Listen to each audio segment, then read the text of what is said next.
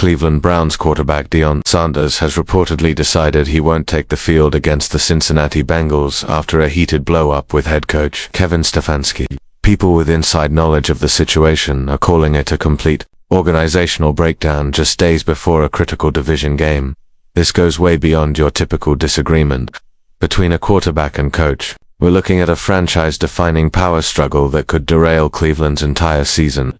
For anyone who's been following the Browns' drama since training camp and Gabriel's suspension, this latest explosion just proves what many suspected all along. If you thought the organizational chaos couldn't get any worse, get ready for a quarterback rebellion like we've never seen before. The whole mess apparently started after last week's closed-door team meeting. Several sources who were there say Stefanski questioned Sanders' leadership skills and suggested that Dillon Gabriel should get more first-team practice time, even though Gabriel was previously suspended. The conversation got nasty fast. Steph reportedly went after Sanders' preparation habits, his decision-making, and how he handles pressure in the pocket. Sanders just sat there at first, taking the criticism like a pro, but then something changed. People who saw it happen said Sanders went from calm and collected to ready for a fight. The meeting ended suddenly when Sanders got up and walked out without saying a word, leaving everyone else sitting there in shock. Here's the thing you need to understand about what's really going on. According to team insiders, this confrontation was months of built-up frustration finally boiling over in front of everyone. Sanders came in expecting to be treated like the franchise quarterback after ownership publicly backed him on draft night. Instead, he ran into resistance from coaches, constant comparisons to Gabriel, and barely hidden resentment about getting special treatment. Every practice had subtle digs. Every film session came with unnecessary criticism. Every team meeting had veiled comments questioning whether he was ready. Sanders took it all, stayed professional, and put up great numbers on the field. But Stefanski's public questioning apparently pushed him over the edge. Let's talk about what happened at Wednesday's practice, because that's when everything exploded. Sources who were there said a routine 7-on-7 drill turned into the showdown that defined everything. Sanders completed 3 straight passes, moving the chain smoothly. His fourth throw fell incomplete after some miscommunication with a rookie receiver. Stefanski immediately stopped practice completely, right in front of all his teammates, coaches, and support staff. Stefanski reportedly tore apart Sanders' read progression for everyone to see. This wasn't helpful feedback, it was public humiliation. That's high school level processing. One source quotes Stefanski as saying, "Gabriel makes that throw blindfolded." What Sanders did next shocked everyone who saw it. Instead of just taking the criticism, he pulled off his helmet, looked Stefanski straight in the eye, and said clearly, "I'm done with this disrespect." Then he walked right off the practice field. No explanation, no discussion. He just left the facility entirely. Players just stood there frozen, trying to process what they'd just witnessed. Veterans who've seen countless confrontations said this was different. This wasn't an emotional meltdown, it was a calculated statement. Sanders knew exactly what he was doing and the consequences it would bring, but he did it anyway. Here's where things get really complicated. Within hours, Sanders' representatives reportedly contacted Browns management and said their client wouldn't play against Cincinnati without a formal apology and changes to the coaching staff. This ultimatum hit the Berea facility like a nuclear bomb. Owner Jimmy Haslam, who personally championed Sanders' selection, suddenly found himself in an impossible situation. Support your handpicked quarterback or back your head coach's authority. There's no way to win this one. This situation goes way beyond a simple personality clash. It's about fundamental organizational philosophy. Stefanski represents the traditional coaching hierarchy where respect is earned through repetition, authority is maintained through discipline, and leadership is built through systematic development. His Minnesota background, analytical approach, and methodical system all emphasize patience over quick results. Sanders represents the modern athlete empowerment, movement immediate impact expectations, social media influence, and brand consciousness that supersedes organizational conformity. These two philosophies simply can't coexist peacefully. The internal power dynamics create a fascinating subplot. General Manager Andrew Berry is stuck impossibly between competing interests. Sources say Berry privately supports Stefanski's disciplinary approach while recognizing ownership's massive investment in Sanders. During an emergency Thursday meeting, Berry reportedly tried to broker a compromise. Sanders plays but gets reduced snaps, gradual integration rather than immediate prominence. Both sides rejected the proposal instantly. Stefanski demanded unconditional compliance. Sanders required public validation. Stalemate achieved. Let's talk about how the locker room is splitting because team chemistry is the invisible foundation that determines success. Offensive linemen mostly support Stefanski's position. These veterans appreciate the structured approach, consistent messaging, and clear accountability standards. They've protected countless quarterbacks and understand that development takes patience. One starting guard reportedly said, "Rookie needs to earn his stripes before making demands." Defensive players are staying strategically neutral while privately expressing exhaustion about the ongoing drama. They're supposed to be preparing to face Joe Burrow and thinking about playoff implications. But quarterback controversy dominates every conversation. Receivers find themselves in an impossible position. They've built chemistry with Sanders throughout training camp, appreciating his arm talent, competitive fire, and willingness to extend plays. But they also respect Stefanski's system and understand that coordinated success requires coaching. Alignment. Amari Cooper reportedly held a receivers meeting trying to find a unified position. The result was more fragmentation. Younger players support Sanders. Veterans favor organizational stability. No agreement reached. The fan reaction deserves its own examination. Social media turned into a digital battlefield within minutes of the reports surfacing. #FireStefanski is trending nationally as supporters demand a coaching change. #FireSanders is gaining momentum among frustrated faithful. The discussion often turns toxic, with personal attacks replacing rational conversation. Local sports radio can't discuss anything else. Every caller has a strong opinion. Season ticket holders are threatening to cancel. Merchandise sales are reportedly dropping. This is a public relations disaster just days before a primetime division game. Consider Cincinnati's perspective. The Bengals are preparing methodically, studying Brown's tendencies, anticipating a standard game plan. Suddenly, Cleveland's starting quarterback is potentially unavailable, available but mentally compromised, or playing with a fractured supporting cast. Defensive coordinator Lou Anarumo reportedly told reporters off the record, "We're preparing for everything because they clearly don't know what they're doing." Comments like this usually stay private. Their public expression shows the league-wide perception of Brown's dysfunction, beyond immediate game implications. Let's examine career paths. Stefanski arrived in Cleveland with an impressive background: Minnesota offensive coordinator, analytical, innovator, quarterback, developer. His reputation centered on maximizing talent through systematic approach. To playoff appearances validated his methods. Now he's potentially losing the locker room over a rookie quarterback dispute. Some league executives privately question whether Stefanski has the flexibility needed to manage modern personalities. Others admire his principled stance despite ownership pressure. Sanders' reputation also faces a critical moment. Blessed with generational name recognition, exceptional physical tools, and supreme confidence, he entered the NFL expecting immediate stardom. The ownership endorsement, documentary cameras, and endorsement portfolio all suggested predetermined success. Instead, he encountered resistance, criticism, and questions about his preparedness. His response, refusing to play, either demonstrates unacceptable entitlement or justified self-respect, depending on your perspective. There's no middle ground. This goes beyond the Browns organization toward league-wide implications.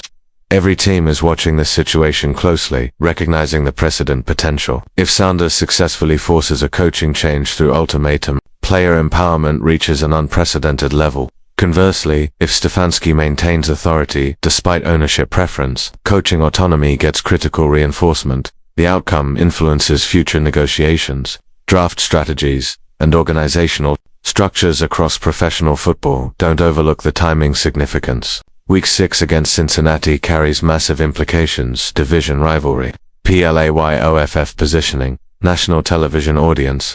The Bengals arrive healthy and motivated, seeking a statement victory. Joe Burrow is playing exceptional football. Jamar Chase is dominating secondaries. Their defense is improving weekly. Meanwhile, Cleveland implodes publicly. Quarterback refusing participation, coach losing authority, ownership paralyzed by indecision. This looks like surrendering before kickoff. Sources inside the building described Thursday's atmosphere as funeral-like, coaches attempting normal preparation while acknowledging the potential absence of their starting quarterback, players conducting walkthroughs with backup options, management conducting emergency conference calls with ownership, media relations crafting potential statements, addressing various scenarios. Nobody has answers because nobody controls the situation anymore. Sanders holds leverage through ownership support. Stefanski maintains authority through his contractual position. The impasse continues. The practice squad dynamics deserve mention. Dylan Gabriel, following his suspension conclusion, returned to find himself a potential emergency starter. The third-round selection maintains a professional approach despite the surreal circumstances. He's preparing intensively, studying Cincinnati tendencies, taking mental repetitions, yet everyone understands the absurdity. Suspended for confronting Sanders, now potentially starting because Sanders confronted the coach. Such circular dysfunction defines Cleveland's season. Looking at Sanders' perspective reveals legitimate grievances, drafted with ownership blessing, promised opportunity, marketed as franchise savior. Instead he encountered immediate resistance, constant undermining, and public humiliation. Every mistake was magnified, every success minimized. Stefanski's criticism during practice represented the culmination of a pattern rather than an isolated incident. Sanders invested everything, relocated his life, accepted pressure, embraced expectations only to receive disrespect in return. His refusal represents self-preservation, not selfishness. Conversely, Stefanski's position has merit. Professional football requires structure, discipline, and accountability. Allowing a rookie quarterback to determine participation based on perceived slights sets a dangerous precedent. Today it's refusing practice criticism. Tomorrow it's demanding play-calling control. Eventually, coaching becomes impossible. Stefanski has witnessed organizational chaos destroying franchises. His stance represents preventing similar deterioration despite personal consequences. Multiple sources confirm ownership conducted an emergency Friday meeting via video conference. Jimmy Haslam reportedly demanded immediate resolution by any means necessary. The pressure being applied is immense. Stefanski's job security is in question. Berry's future is being evaluated. Even assistant coaches are updating resumes, anticipating a potential overhaul. One executive described the atmosphere. Everyone's protecting themselves because someone's getting blamed when this explodes.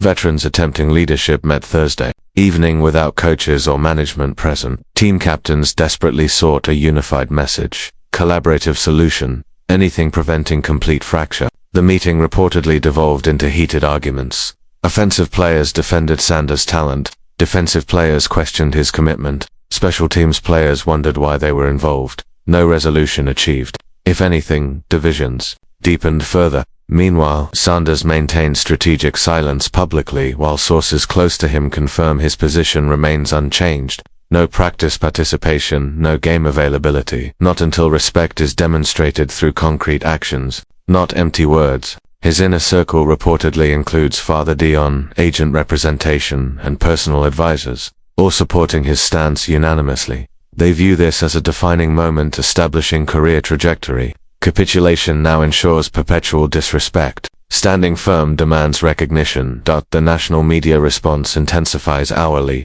Former players are choosing sides publicly. Analysts are debating precedent implications.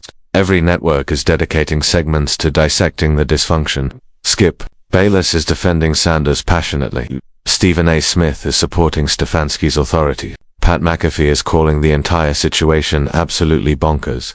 The coverage creates additional pressure, every word scrutinized, every opinion weaponized, every prediction analyzed. Consider the potential scenarios developing. Scenario 1. Fire Stefanski before Sunday, appointing an interim coach. Sanders plays, temporary peace achieved. Scenario 2. Stefanski remains, Sanders sits. Cleveland loses embarrassingly. Changes follow Monday. Scenario 3. Last-minute compromise emerges. Both parties claim victory. Underlying issues persist. Scenario 4. Sanders gets traded immediately. Organizational reset begins. Season effectively concluded. Each possibility carries devastating implications. The psychological warfare component deserves recognition. Sanders understands his leverage perfectly. Young, talented, marketable, with ownership support. Stefanski cannot win the public relations battle. Every criticism appears petty. Every discipline seems excessive. Sanders simply needs patience. Time favors his position. Stefanski recognizes this reality but cannot surrender. Without destroying his credibility permanently, he's coaching not just the current team, but for future opportunities. Behind the scenes, trade discussions allegedly commenced quietly. Multiple teams have inquired about Sanders' availability despite public denials. The compensation required remains astronomical given the investment, but desperation creates flexibility. Imagine Sanders in a different uniform next season. The embarrassment for Cleveland would be immeasurable, yet continuing current dysfunction might prove worse. At least trades provide clean resolution. This weekend's game approaches relentlessly. Cincinnati prepares professionally while Cleveland disintegrates spectacularly. The Bengals don't need bulletin board material. They have front row seats watching division rivals self-destruct. Their preparation remains focused, systematic, professional, everything Cleveland currently lacks. The contrast becomes the story itself. For Browns fans, this represents a nightmare scenario. Decades of enduring quarterback instability, finally possessing potential franchise talent, yet organizational dysfunction threatens everything before meaningful games begin. The frustration is overwhelming. Some support Sanders completely, others back Stefanski absolutely. Most simply want winning regardless of who's responsible. The broader implications extend beyond Cleveland. This situation questions modern NFL power dynamics. Who controls organizations, owners, coaches, or players? Where does authority reside? How much player empowerment becomes excessive? When does coaching discipline become counterproductive? These philosophical questions require addressing league-wide. Saturday arrives with no resolution announced. Sanders reportedly is training privately, maintaining conditioning, studying independently. Stefanski is conducting normal preparation, assuming the backup quarterback starts. Players are attempting focus despite surrounding chaos. Media speculating endlessly. Fans arguing passionately. The organization paralyzed completely. Sources confirm. Final meetings are scheduled for Saturday evening. Haslam is flying to Cleveland personally. Berry is preparing multiple scenarios. Stefanski and Sanders are expected to attend separately. The stakes couldn't be higher. Someone's Browns career ends within hours. Perhaps multiple careers conclude simultaneously. The decision determines not just Sunday's game, but franchise direction indefinitely. As one longtime Browns executive stated privately, "I've witnessed every type of dysfunction imaginable here. This surpasses everything. We're literally negotiating whether our starting quarterback will play. That's not football, that's insanity." The Cincinnati game represents more than a division matchup. It's an organizational referendum. Does ownership support coaches or players? Can authority exist alongside empowerment? Will Cleveland establish a precedent influencing professional football permanently? These questions demand immediate answers. League executives observe intently, understanding the implications affect everyone. If Sanders prevails, every talented young player gains negotiating leverage. If Stefanski survives, coaching authority receives essential reinforcement. There's no neutral outcome. Someone wins decisively, someone loses completely. The Deion Sanders situation transcends typical quarterback controversy toward a fundamental professional sports question. Who controls winning? The answer determines Cleveland's immediate future, and possibly professional football's operational structure. Sunday arrives whether Cleveland's prepared or not. The Bengals certainly are. The Browns, nobody knows anymore. For the Cleveland Browns, this represents rock bottom. Talented roster wasted through preventable dysfunction. Promising season destroyed before meaningful competition begins. Franchise quarterback refusing participation. Head coach losing authority. Ownership credibility evaporating. Complete organizational failure broadcast nationally. Will resolution emerge? Can relationships recover? Does Cleveland possess a functional future? The answers remain unclear as kickoff approaches. What's certain is this: the Browns have discovered new ways of failing their fan base, and that might represent their most consistent trait. Dysfunction perfected through repetition. Chaos elevated to an art form. Cleveland Browns football. Everybody,